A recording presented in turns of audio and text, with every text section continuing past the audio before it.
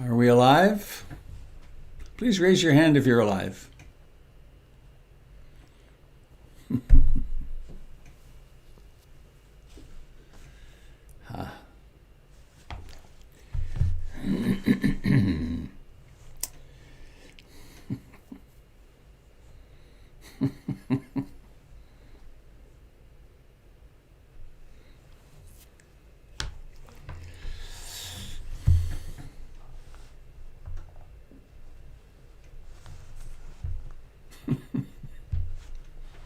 Today is the 23rd of December, 2020. I am the person who poses as Robert Beatty in Portland, Oregon. This is a broadcast of the Portland Insight Meditation Community. And I have a totally silly reading for us this morning. I'm having debate whether it's appropriate, but I'm going to go for it anyway. So,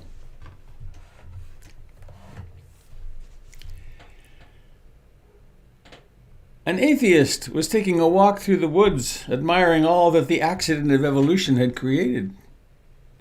What majestic trees, what beautiful fish, what magnificent animals, he said to himself. And he was walking alongside the river. He heard a rustling in the bushes behind and turned to look. He saw a 7-foot grizzly charge toward him. He began to run as fast as he could up the path. He looked over his shoulder and saw that the bear was closing in on him. He tried to run even faster, so scared that tears were coming to his eyes. He looked over his shoulder again and the bear was even closer. His heart was pumping frantically, and he tried to run even faster. But he tripped and fell to the ground. He rolled over to pick himself up and saw that the bear was right on top of him, raising his paw to kill him. At that instant, he cried out, "Oh my God!" Just then, time stopped. The bear froze. The forest was silent. The river even stopped moving. A bright light shone upon the man, and a voice came out of the sky saying, "You deny my existence all these years. Teach others I don't exist and even credit my creation to a cosmic accident. And now you expect me to help you out of this predicament? Am I to count you as a believer?" The atheist, ever prideful, looked into the light and said, "It would be rather hypocritical to ask to be a believer after all these years. But could you make the bear a believer?" "Very well," said the voice. As the light went out, the river ran, the sounds of the forest continued, and the bear miraculously put his paw down. Then the bear brought both paws together, bowed his head, and said, "Lord, I thank you for this food which I am about to receive."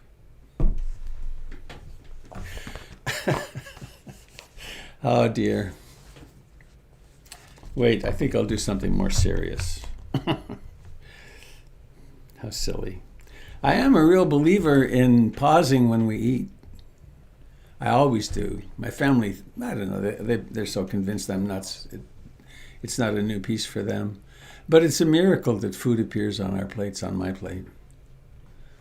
There's a teaching from Thich Nhat Hanh where he suggests when you have a piece of broccoli on your plate, look at it and reflect upon how many hands had to touch it? How many processes in the food chain, in the delivery chain did it have to go through? And then if it was cooked, who produced the gas to do the cooking? And all the way back to the little seed going into the ground and the miracle of DNA. So every time we eat, it really is a participation in life with all beings. So,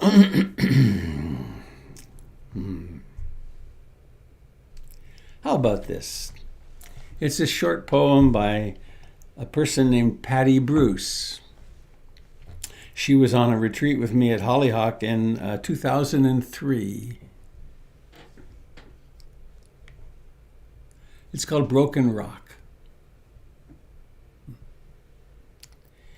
You stood guardian beside these waters for centuries. No one knows how long. One day, you were rent in two. Was it the relentless waves that broke you? Or was it the loon feather fallen on your fracture that finally opened you to more sky than you ever imagined possible?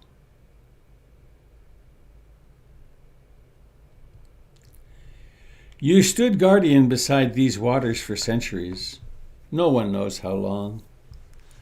One day you were rent in two. Was it the relentless waves that broke you?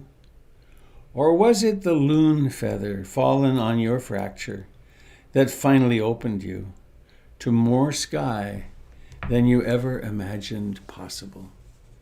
I'll put this on my blog later today. Was it that loon feather fallen on your fracture that finally opened you to more sky than you ever imagined possible?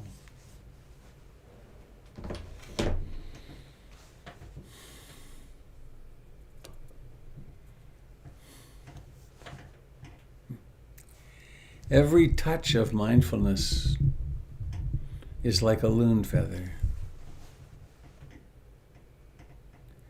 Every thought that gets noticed as a thought. Every emotion that's noticed as an emotion. It's all of this awareness and compassion and love opens us from the frightened little separate selves that we are, or that we also are. So let's do as human beings have done now for thousands of years. Let's sit comfortably upright.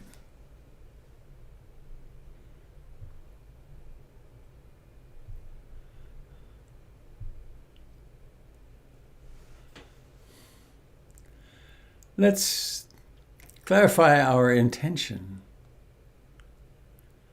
I intend to be really awake.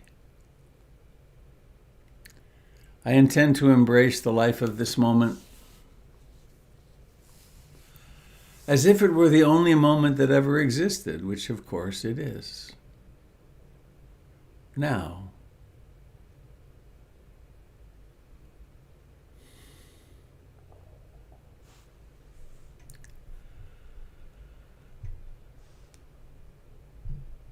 And let's call to our hearts some moments of gratitude. I am healthy enough once again to sit right here. I am so blessed with friendship that I have my sitting friends.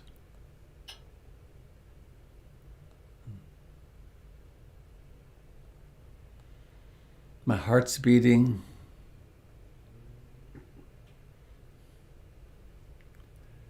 I got to spend a few moments outdoors this morning on my commute from the house to my little house. The air is very clear. Not so many weeks ago or months ago, the air was so bad it was literally off the chart. Beyond what the measuring instruments could measure.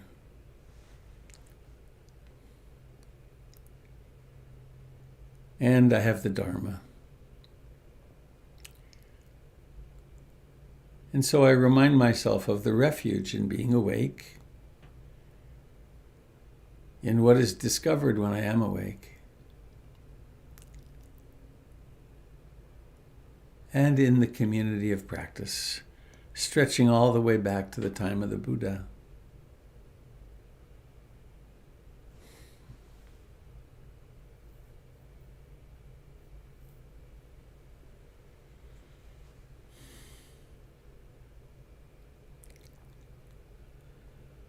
So here we sit.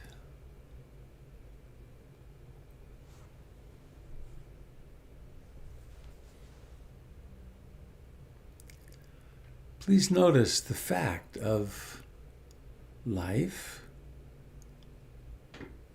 and awareness of life.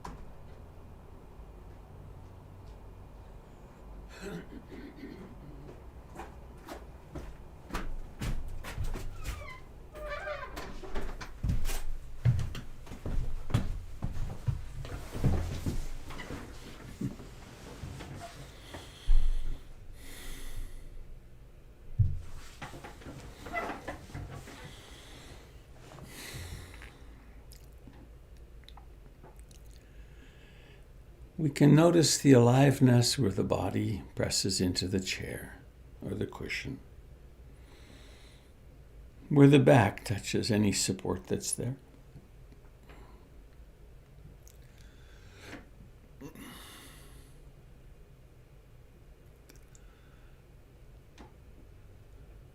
All those sensations that we normally don't notice of clothing touching the body.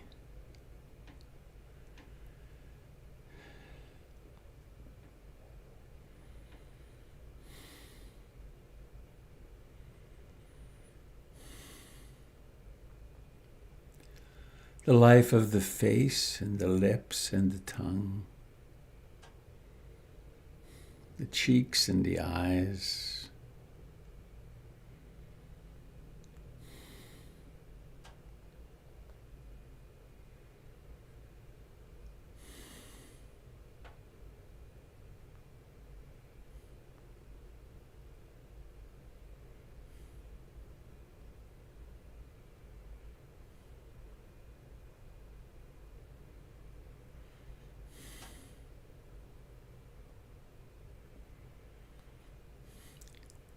And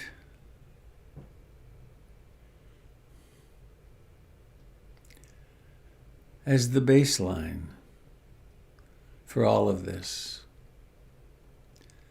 there is our communion with all of the world, all of our green friends,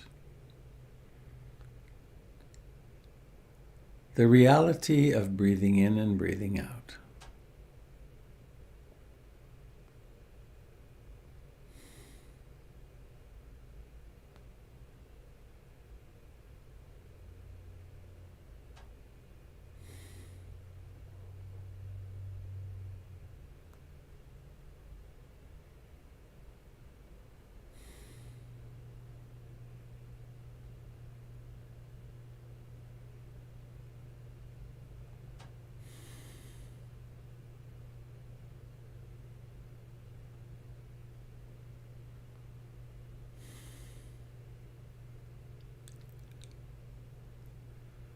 It's a simple and elegant attending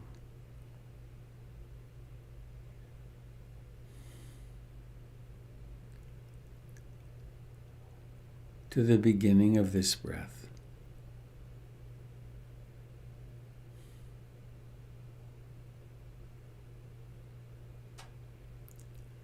To the lifetime coming to fullness, declining, and then vanishing of this breath.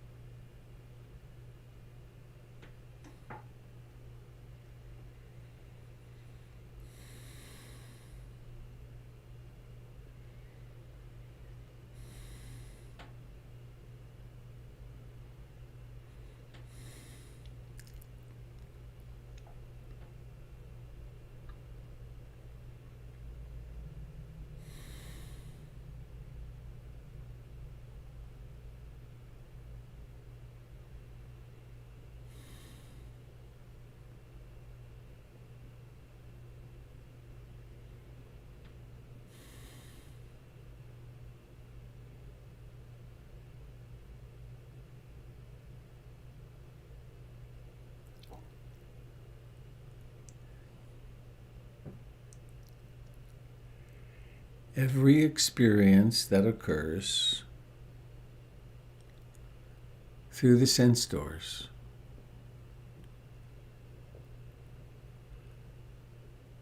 Seeing, hearing, smelling, tasting, touching, and all the experiences of mind.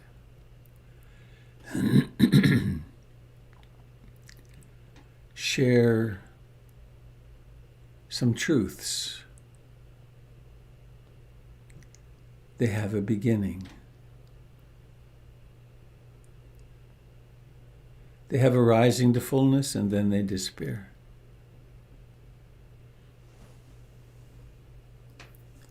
And this is true for every event, every phenomenon this side of the Big Bang.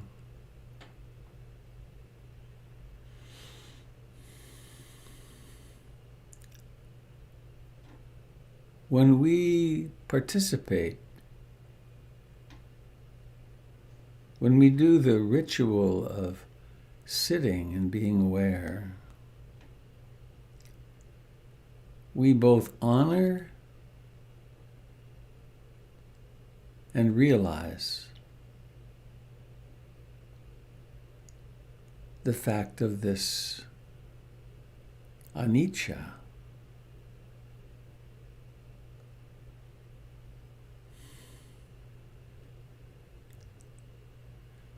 At the same time, we both honor and realize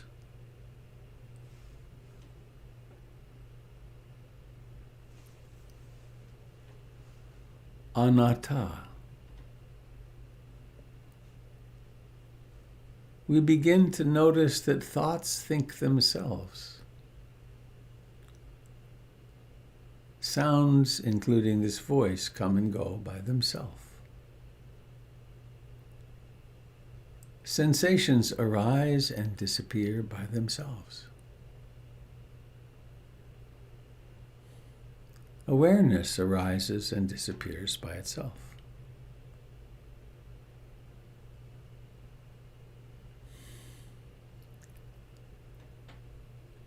And so we get to truly relax.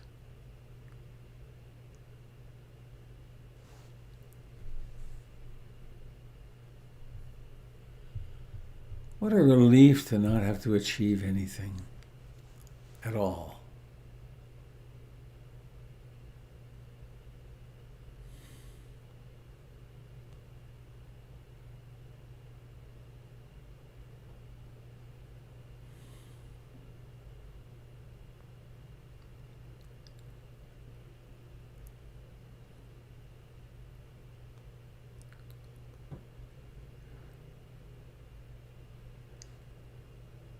There may well be visits from the hindrances,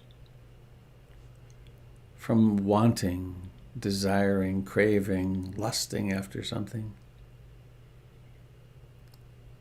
or aversion, disliking the mind, striking against what's happening.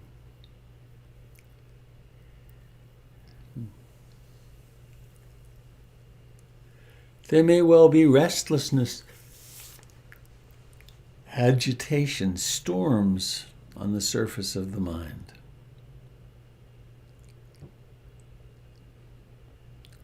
There may well be sleepy dullness, sloth and torpor. There may well be doubt, conflicting belief systems, ideas, opinions.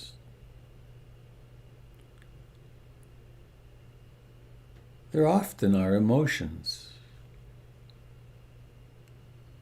Emotions designed to motivate human behavior.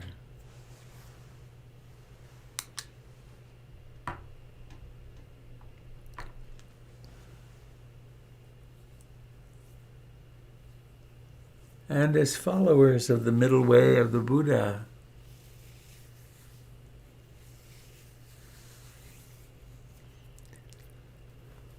moment by moment,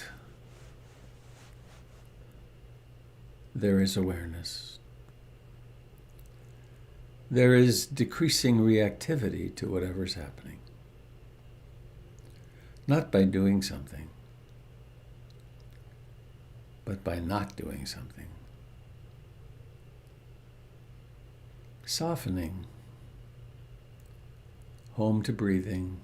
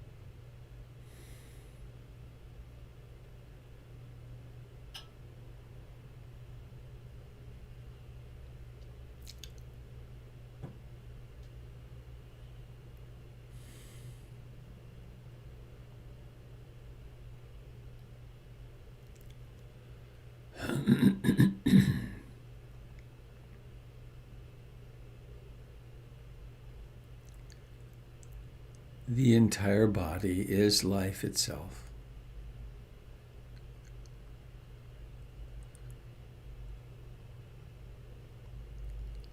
It's possible and recommended to learn how to be aware of the life in the entire body. Notice the hands, the feet, the legs, the back, the face.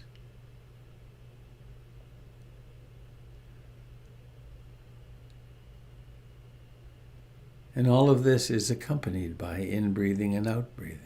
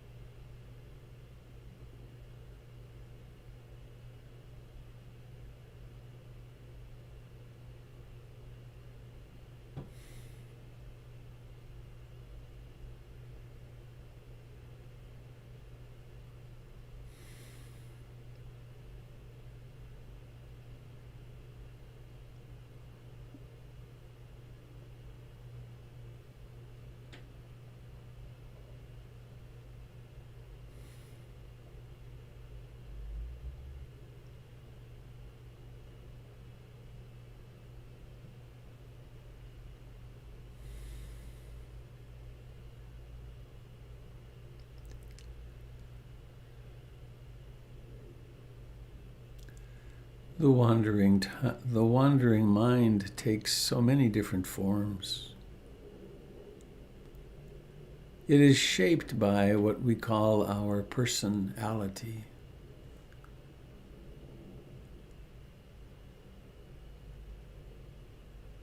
What we commonly believe to be who we are.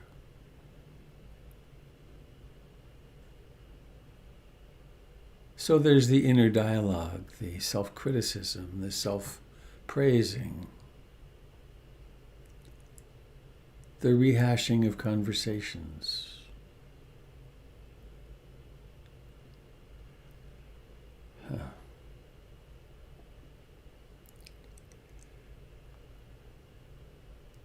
The most common thing my teacher Munindra said to me was, "Take lightly, Robert. Take lightly."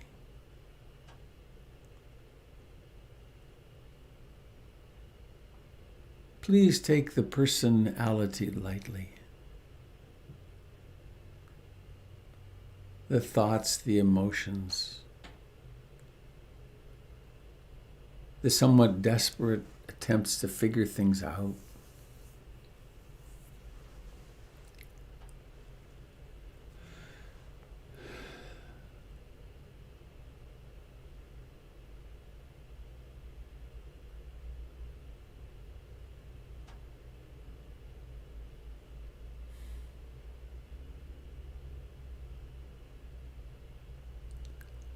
There's a body sitting here, alive and breathing.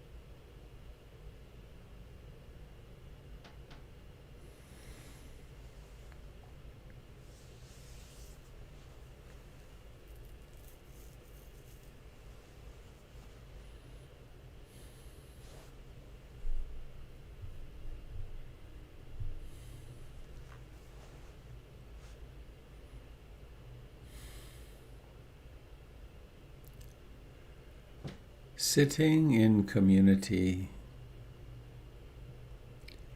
and allowing the dawn of awakening to break.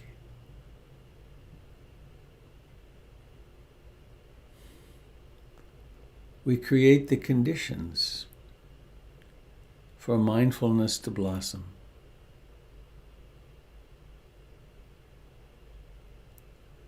Along with it come concentration, curiosity, joy, tranquility, equanimity, patience.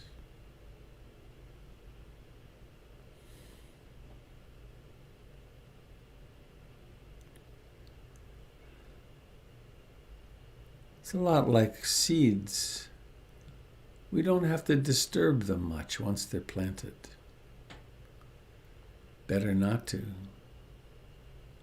We do provide them with water and warmth, and fertilizer perhaps. But they do know what to do, as does awakening.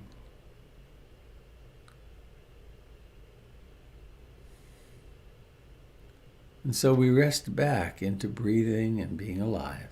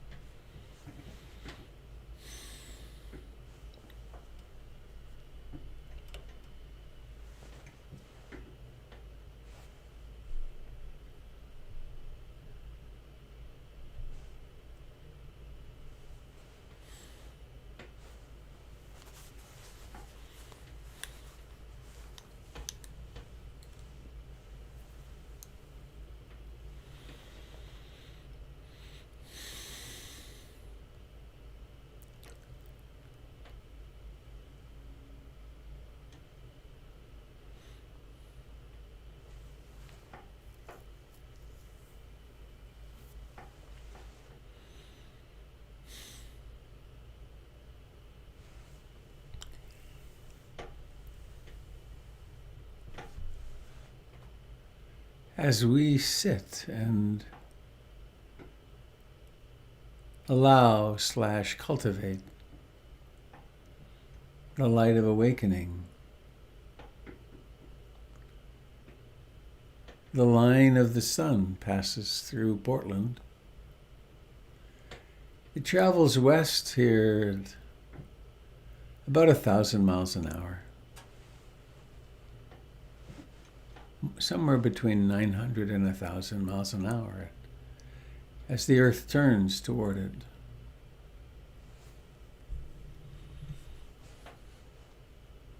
I didn't open my blinds, but I can see a little pinkness out there through a crack.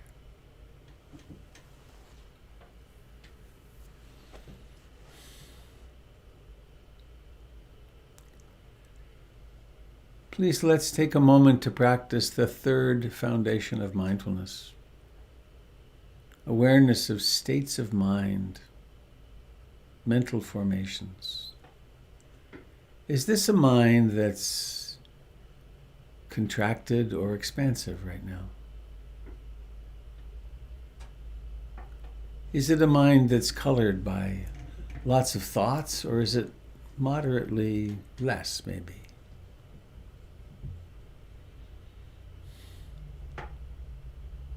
Is this a mind which is deeply embedded in the trance of personality and everyday life?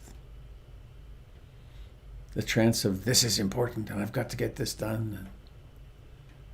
The trance of what's wrong with me? What's wrong with them?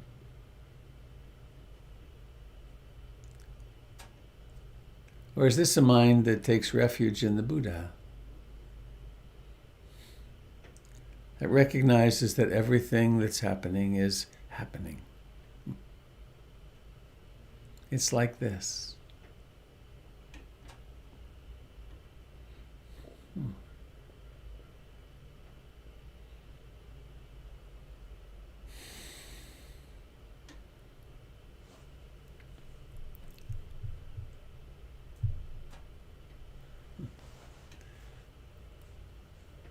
The second shortest day of the year, already getting longer.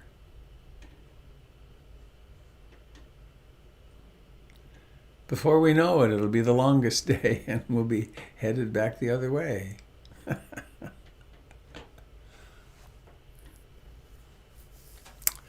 So I have simple announcements this morning.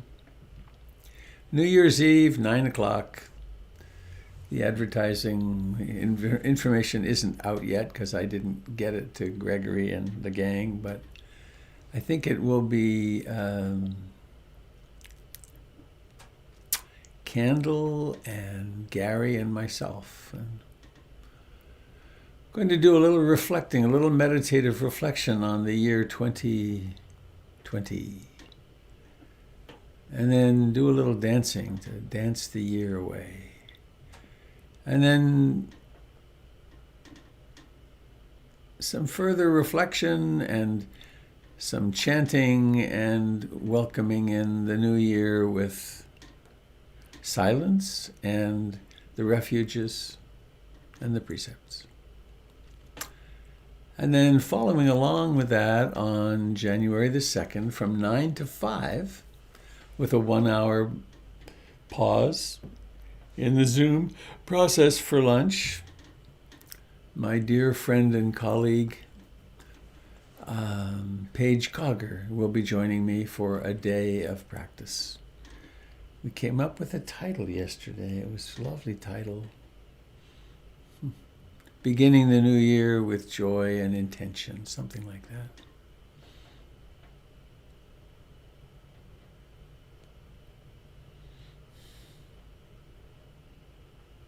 Oh, yeah. An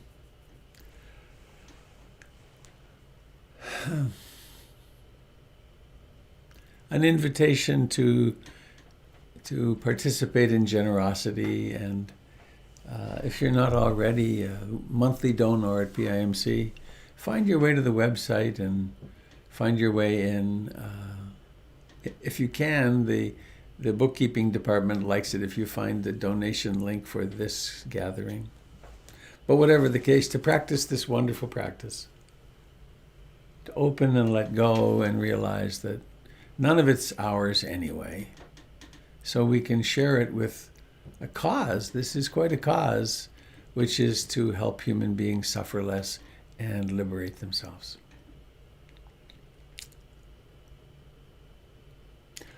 And lastly, I've decided that I will be here doing this tomorrow morning and Christmas morning. Anybody want to come on Christmas morning? A few? Yeah, okay. So, why not? Why not? Given how much saner I feel after being together,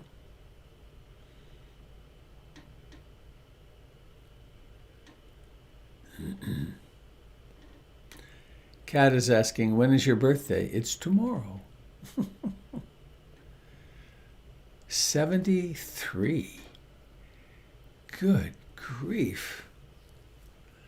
Remember, I remember don't trust anybody over 30.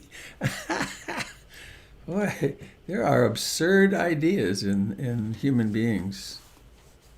I am so much more trustworthy at 73 than I was at 70. I had a brain surgery between then and now, and the preciousness of life and the importance of love became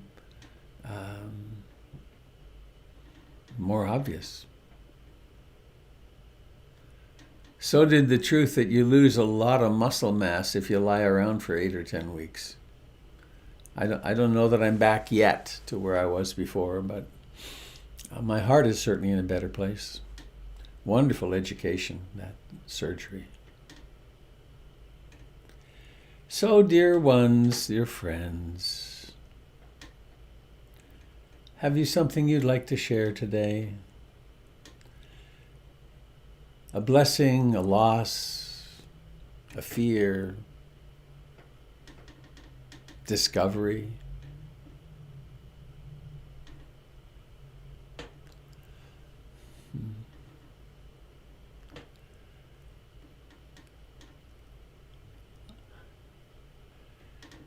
I actually have a discovery, a rediscovery, a revalidation on my retreat. Sometime in the dark on one of those nights when I was awake early, like 3 or 4, and sitting on the couch. Mind very quiet. Thoughts would arise spontaneously. And they'd be thoughts like, oh, I've got to remember to do this. Got to remember to do that. And it was utterly obvious. Nobody thought those thoughts. They're like shooting stars. And they are tension. And they are mildly, very mildly, but they are unpleasant. When the Buddha said that life is dukkha, that's what he meant.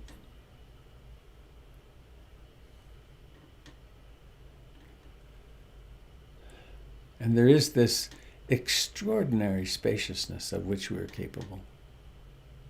Which we are, I guess. Not that we are capable of, it is that which we are. So, what's up with you?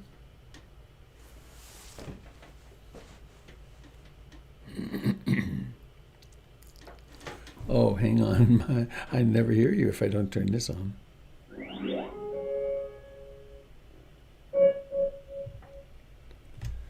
All right, now I may.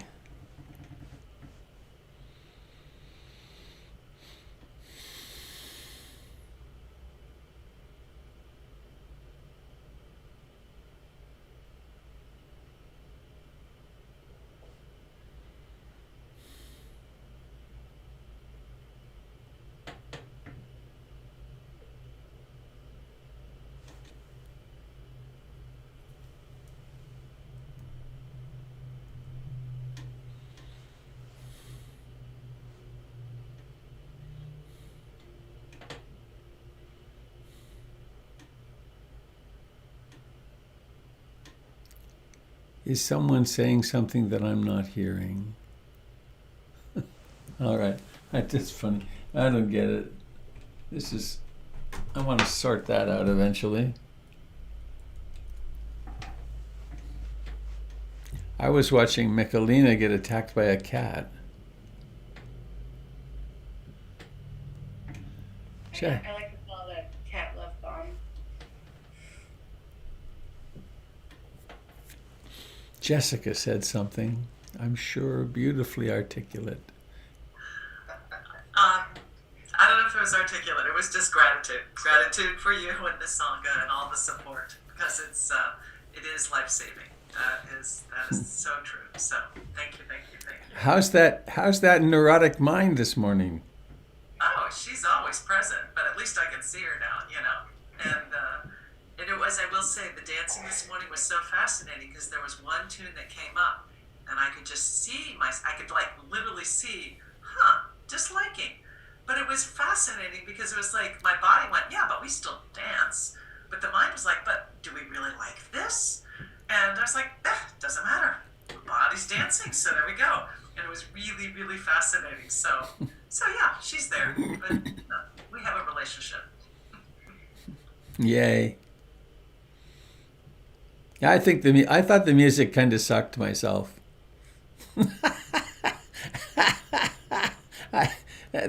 None of them worked really for me.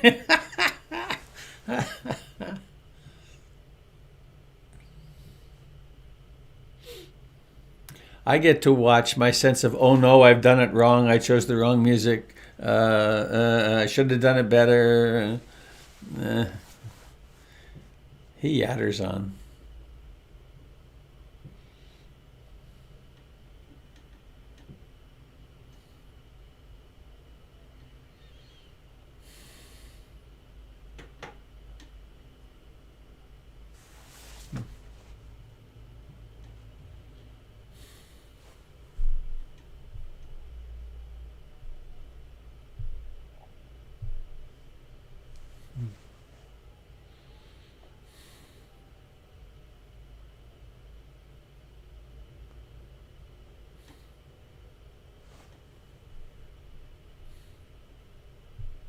I'll say something. Hi, Robert. Hey, John. Good to have you back. I missed you. A couple of things. One, I was talking to a friend and just realized how unique what it is we're doing here. It's not normal to want to consciously look at your suffering.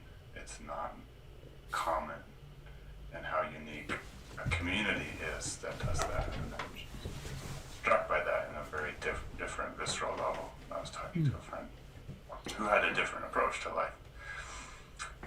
The second is observation this morning of watching the mind trying to understand what awakening is and not having a clue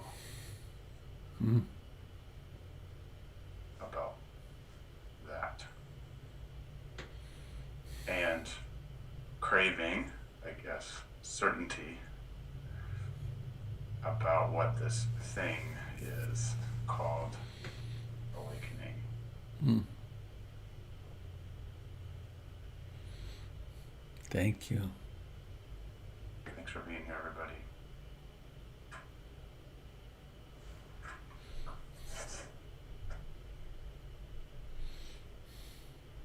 John and Robert Hello, Hadley. and everyone, thank you. I am just aghast in wonder at what we have been doing with this daily sit since March. And I love engaging with curiosity about the many, many ways that this mind that I identify with as me shows up each morning. Sometimes it's bright and alive, other times it's like grumpy. And I wonder, well, no, I'm actually committing in this practice to learning what the heck awakening means. And delighted that we have a practice that can promise that promise that I get a chance to look and see what that is, what the heck awakening is, and what I discover for myself that it is. Thank you, Hadley.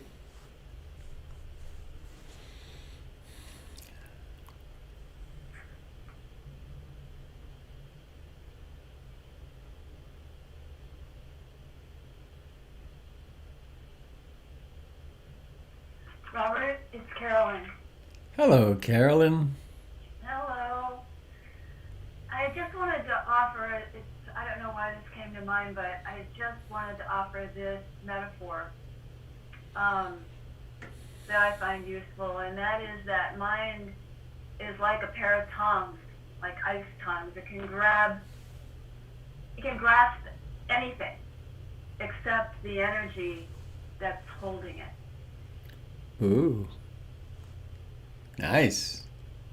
It is nice, isn't it? Right.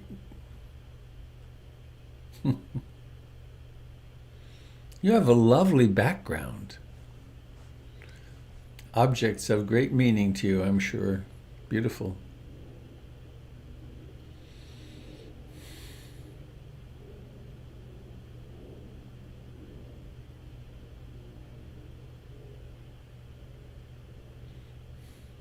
This is Mary Kay. I too want to express some really profound gratitude to the Sangha.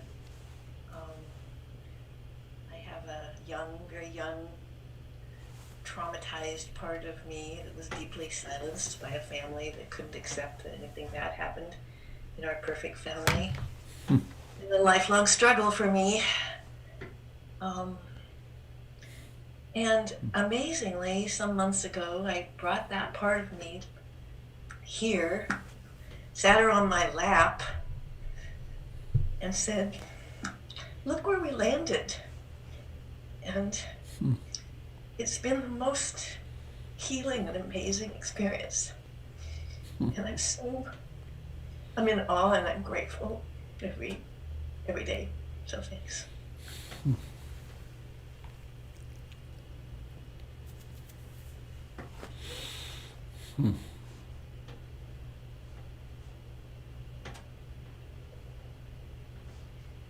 Thank you, Mary Kay.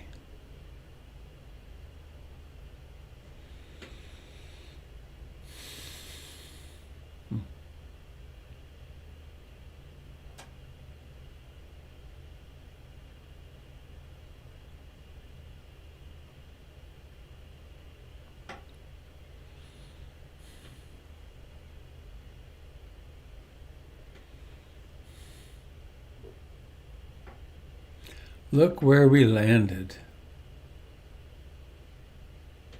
Phew, who would have believed it? Not me.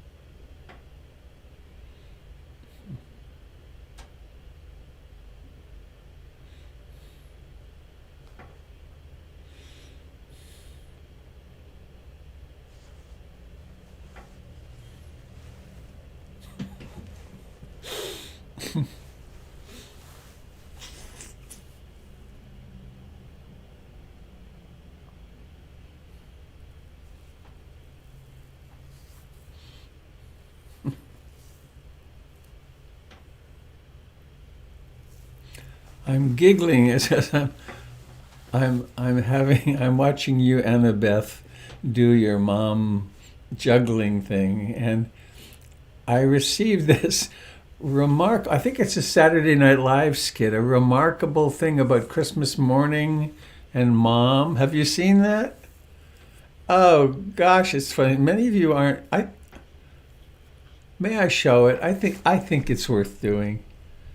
Have a moment of levity here. God, it was so. I watched that last night before I went to bed, Robert, and I really appreciated the share. It's so. Painfully true. Yeah, right, right. Oh dear.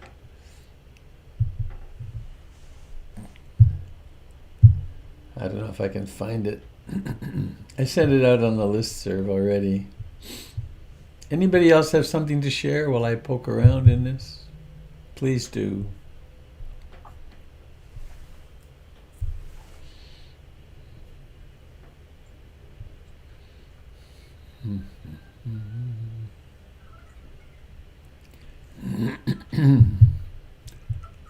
Here we are.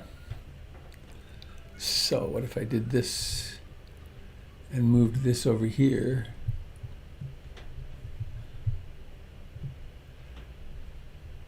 Like your Santa hat, Denise. Or your elf hat, I guess it is. All right. Whoops.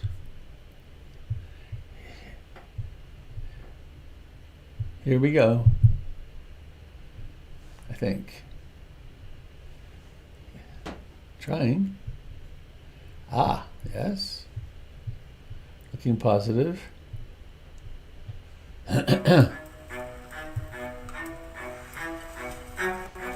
We have to get through the ad first.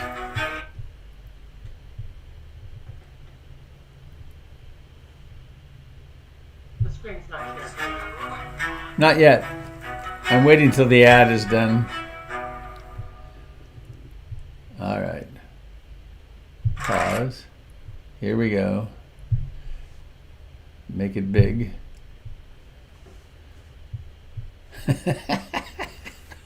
Oh dear. Here we go, I think. Share sound. Optimize for video clip.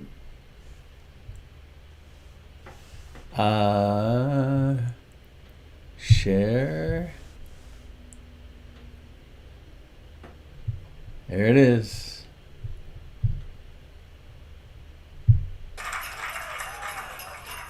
Mom, Dad, get up! Come on, guys! Get up! Christmas morning! Let's open up our presents! Well, I got a Nerf gun. I got a hat. I got an autographed baseball bat. I got a telescope. I got a globe. I got a watch. And I got a robe. I got Hulk hand. I got a tie. I got a copy of The Catcher in the Rye. I got a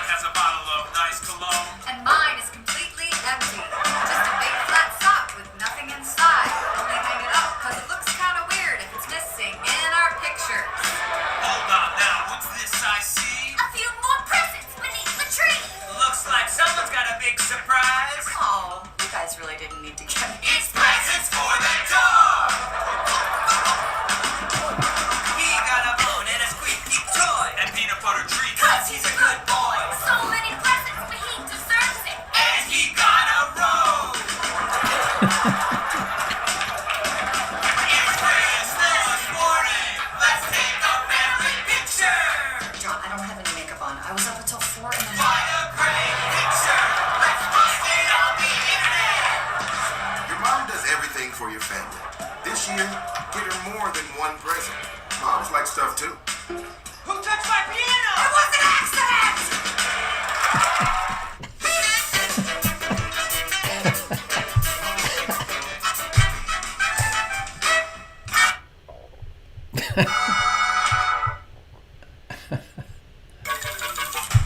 Stop.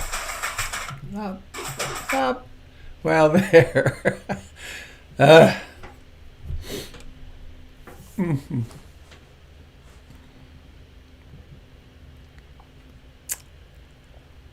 Whew. Robert, I just want to share really quickly, if I may. Sure. I have my daughter half of the time, and this happens to be the week that I have her. So I've been meeting with a song every morning with her next to me. And it is a very interesting exercise in practicing with her, and then the following week practicing without her. Uh-huh. And it's very easy to get thrown into a cycle of wanting things to be different on either side. I either want her to be here, I hear or you. I want her to be someplace where I can pay attention and concentrate more. And so it's its own little Zen practice in a way. And I just appreciate the ability to come here either way. So thank you all. When my first wife and I divorced, our children were 12 and 8. And they went back and forth. Wasn't a whole week at first, and then it was a whole week. And what a challenging learning that was. Really. The weekly heartbreak of letting go, and then the challenge of having them there full time. Quite a journey.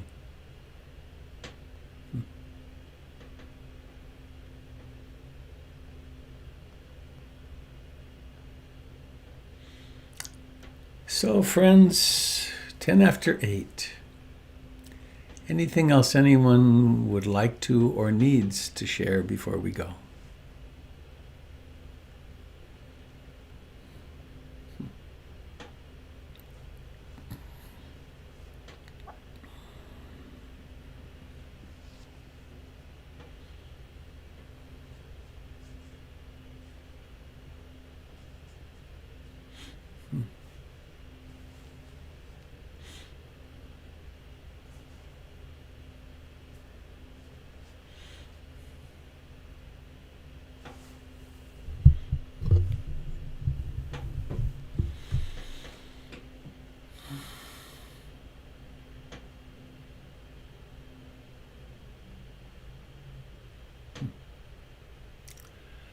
Well, please, if you wish, unmute and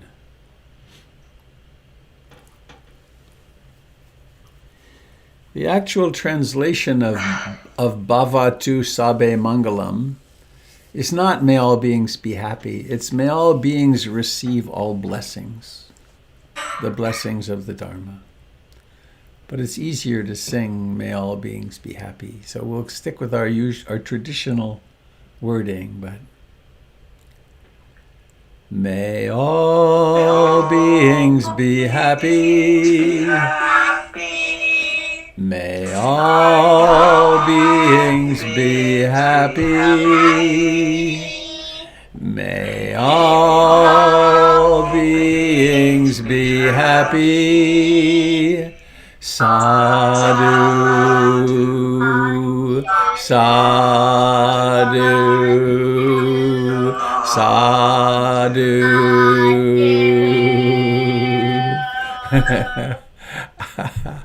Hang on there. Where is it? Spotlight. There they are. Hi. Oh, I could hear you singing. That was beautiful. Thank you. Get rid of the spotlight. Okay. Whew. Love you, Mom. Love you, Mary Kay. Bye, all. Thank you so much. Be Happy well. day, folks. See you tomorrow if you make it. Tomorrow. Bye-bye. Thank you all. Bye. Thanks for coming. Bye, everyone. A joy. Yeah, this is my idea of a good time. Indeed. And I like the music, by the way. Did you? Oh, good. It's just, it didn't, I wanted more rhythm. I don't know, I was dissatisfied with it badly, but it's always okay. Well, the Native American song with the drumming, I don't know, I just picked up the words immediately, so then there was all the fun to sing to it as well. She's an amazing human being. I'm forgetting her name right now. But she was launching onto a world-level opera career. I always get very moved by it. She was launching into a world-level opera career, and her opera teacher, world-class thing, said, you have to stop doing that other singing that you do. You have to focus on your opera. And she said, basically, screw that. I'm going home to my people. And she lived, her home, her family is in Nunavut, which was previously the Northwest Territories in Canada. No, it's a northern section that became its own autonomous region as the natives in Canada got their land back. And the people singing are her family. Yeah, I thought it was stunning. Yeah, she's. Let me get her name. Silly to not remember it. It's. See if I can. I think it's right here. She's a first-person heritage. Yeah. She's from the people of Nunavut.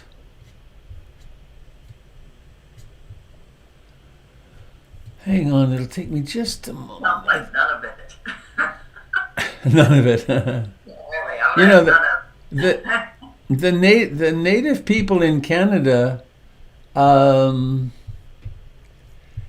never signed treaties. And they're still in the negotiation process, and they're getting vast swaths of land back. It's really quite... I can't find it now, but I'll tell you when I find it. Yeah. A large swath of downtown Vancouver is still in negotiation. Yeah, and huge regions of forests, and they're trying to put a pipeline through. It's part of that whole thing that Standing Rock was about. They're trying to get the tar sands, that filthy, disgusting oil out of the tar sands. They're trying to get it to the West Coast, but it has to go through a particular valley, the Fraser River Valley, and in the region of about 60 miles east of Vancouver, it's native land. And they're saying, no way. So there's a huge political, economic, racial, indigenous rights battle going on there in many regions of Canada, and they have much more rights than in the U.S. And there's also interesting of this is that there is an international, of course now, organization of indigenous people. And so my daughter lived with an indigenous tribe in the Amazon, and her host father went once while she was there. He went to a UN-sponsored conference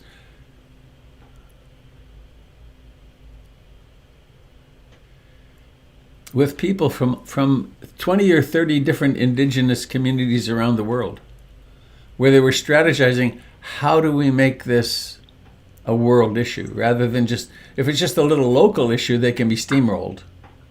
But it gets bigger when there are, and they also share strategies and attorneys, and it's quite remarkable. It's hopeful to me. That also involved the 13 grandmothers? I think so. The native grandmothers. Yep. Because I followed some of their work, and I know it's gotten political, and certainly with the resolution to maintain the culture as well. Yeah.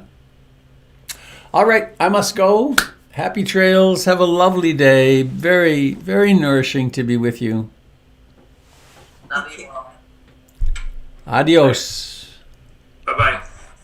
Goodbye, Hadley. Okay, so...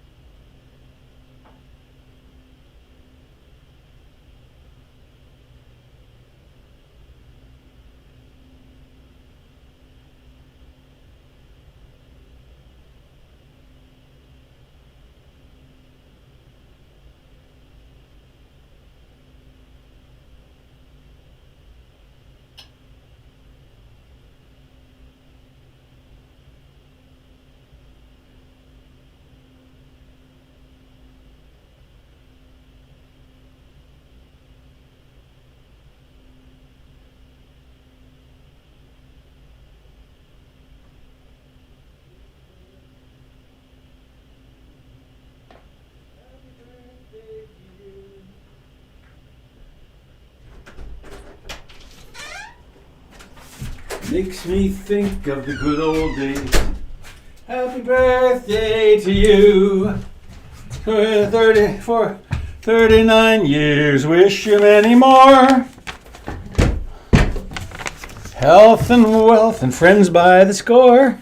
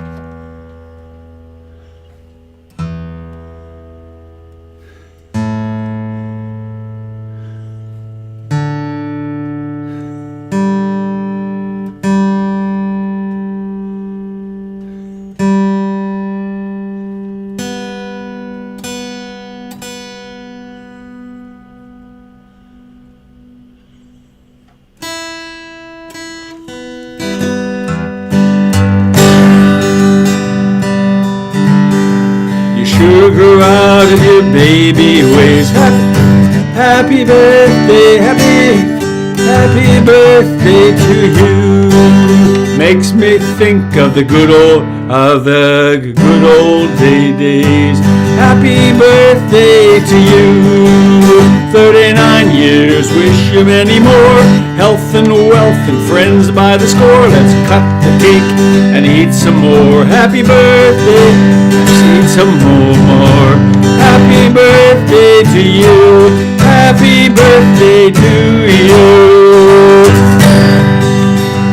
Oh, you sure grew out of your baby ways. Happy birthday to you. Makes me think of the good old days. Happy birthday to you. 39 years, wish you many more. Health and wealth and friends by the score. Let's cut the cake and eat some more. Happy birthday to you. Happy birthday to you.